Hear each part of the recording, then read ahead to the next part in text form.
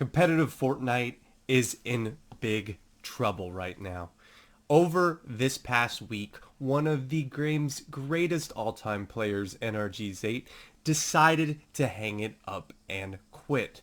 Now, the way that this season is structured with a lower prize pool, a lower number of tournaments, and a meta that is practically annoying and not fun is an absolute recipe for disaster, and something needs to change immensely and quickly if we do not want to see Fortnite competitive decline and eventually become an afterthought.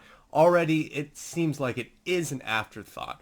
Tweets coming out from pros like Click saying this is the beginning of the end. Even people outside of Fortnite competitive scene, Jake, a esports talk host, even mentioned that Fortnite needs to step it up when one of the best players and most well-known of all time just decides to hang it up just because of how bad the competitive structure is.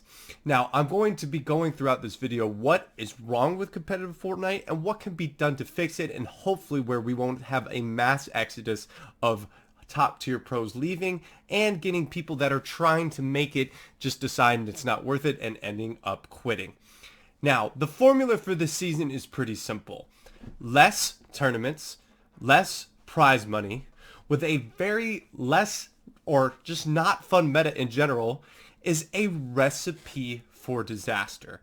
If you add up those three things, you get the worst competitive Fortnite season possible. It is even worse, in my opinion, than Season 10 with mechs, where at least the game still offered some fun gunplay, but this season provides absolutely nothing for players to motivate players to continue to play or even to grind for anything. Now let's just take it like this. Now, what is the worst of those three aspects? You would probably think it's the prize pool, but I disagree with that as well. The biggest change and the most hurtful change is the insanely little amount of tournaments. As of right now, there is a bragging rights cup on Friday and every other Monday a trio cash cup.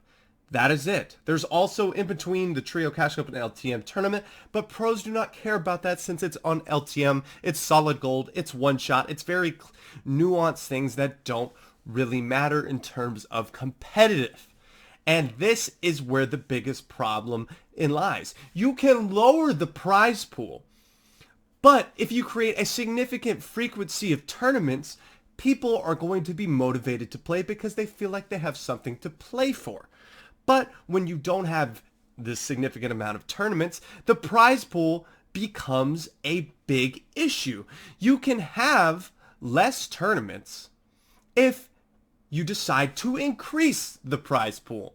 Now, if you increase the prize pool, that's really going to motivate a lot of people to play, especially if the tournaments are infrequent. And this makes sense. Now, lowering the prize pool significantly and then lowering the frequency of tournaments and not even providing a monetary gain for half of them, the other one being clout on Twitter, which is the bragging rights cup, and that only goes to one winner, right? So if you finish in second, you've basically played for nothing at that particular tournament. So how are you going to fix it? You go to the prize pool, right? If you want to lower the prize pool, that is completely fine. And I understand we're in the middle of a pandemic, but to be honest, this is not a real excuse. In 2020, Fortnite has made more money due to the pandemic because obviously people are stuck inside and not going out and doing anything. So their company actually profited. So saying that because they're in the middle of the pandemic and the prize pool should be lowered is not a valid excuse when the company made more money than it did when there wasn't a pandemic going on. So, okay, you can make an argument they lower the prize pool. Again, fine if you have consistent amount of tournaments to motivate players to play. But if you have basically 2 tournaments every 2 weeks, players are going to lose motivation. Players are not going to want to play. And this even hurts people that are on the borderline of making it or aspiring to make it. Take a look at this. If you lower the prize pool, you're an established pro, however you don't make a ton of content or stream, you win a trio cash cup for $1,800 to split between you and your other two trio mates, since trios is basically going to be the entire competitive Fortnite for the rest of the year. So there it is. You've now made $600, which requires a ton of practice, hours of scrimming, hours of practicing in arena, hours in practicing your mechs and creative, and working on whatever you need to work on as an individual, all for a whopping $600. Now, this is demotivating for sure if you're a professional player, but more than likely you have at least some sort of following, stream, YouTube, some other form of income. This lower prize pool really hurts players that are on the brink or are truly aspiring to make this into something that they want to do as a career. Imagine you're a 15 or 16-year-old player and you have somehow beat well-established pros and you win a nice trio cash cup. You go to your parents, you're real excited, say, I'm the best in the world on this server today, and I won a whopping $600. Do you think parents or just anyone in general would say, wow, that's a sustainable thing? You know, this is something you should pursue. All this time, effort, and hard work, and he's making $600 as the best on the server that particular day? Do you think that's going to inspire confidence that this is something that can be done as a profession for aspiring esports personnel? I don't believe so. This hurts absolutely everybody. And again, like I said, you can't blame it on the fact there's a pandemic. The company's made more money. Now, just talking about the meta, which is the third thing, I will not argue and say that changing meta is bad, because changing meta is good because it keeps the game fresh. However, you cannot disagree that pump shotguns being taken out lowers the, I guess, enjoyability of the game just a tad. People love playing with pumps. With the charge, you have to play more slow, you play your angles, you can't make edit plays, and sometimes it's just a clunky weapon, and it's always going to be a clunky weapon. It's unfortunate, but it's just the way it is.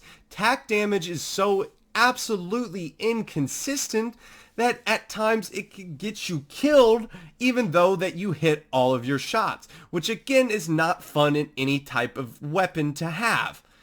You can even make an argument that Dragon Shotgun is great, but who wants to spend 20 minutes reloading a shotgun for an all or nothing, maybe, you know, I crack my opponent for 150, but a gun that can still do 50 damage. Is that really enjoyable? Also, with rifts and shockwaves, fighting in arena is incredibly annoying against players who continually use these items to disengage from fights, and then you just get frustrated because you've cracked people's shield, they're shocking, they're rifting, they're running. There's a ton of mobility, which isn't a bad thing, but it's just an annoying facet of the season, especially with riftish shockwaves, at least in my opinion, not being as annoying to deal with.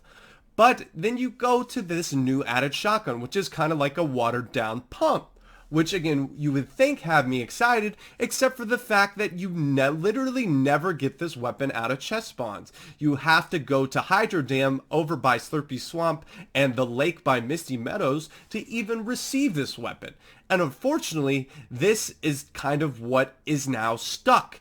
The shotgun meta is not really fun. It's maybe good for competitive and freshness, but when you play it, it's nowhere near as fun as last season with Stark, with purple and gold pumps and Stark rifle and just high damage W King fun, and clips and montages don't always look as good with these charges and tack shotguns hitting multiple shots.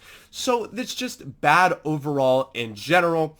In terms of if you have a lower prize pool, you have less frequency tournaments and less fun, it creates a recipe for disaster. So what can be done to fix it?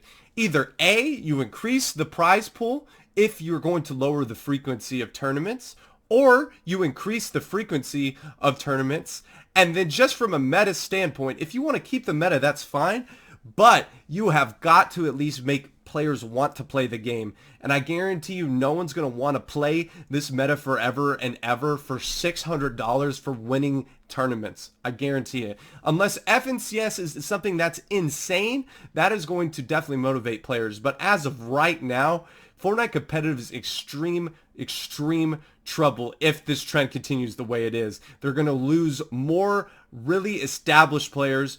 We're going to have players that have potential quit, and the scene may end up falling apart and the game dying prematurely just because of pure incompetence, laziness, and just a lack of awareness from the developers. But that is going to be it for today's video, guys. I hope you enjoyed this discussion. If you did, please drop a like on this video, hit that subscribe button, and turn on post notifications. And I hope I'll be seeing the next one. Peace.